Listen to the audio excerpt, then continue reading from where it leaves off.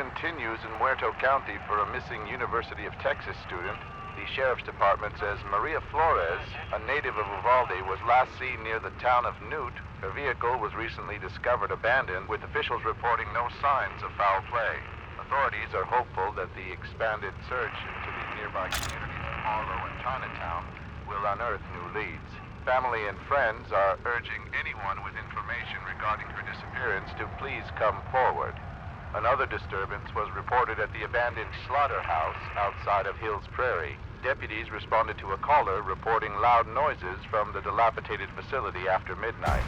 Police investigated the site and found evidence of trespassing and minor equipment theft, but suspect it is merely the work of local vandals. The search continues in Muerto County for a missing University of Texas student. The Sheriff's Department says Maria Flores, a native...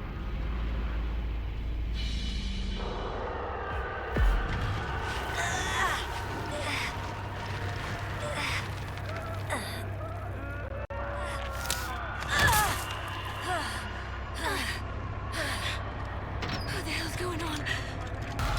Oh God! Oh God!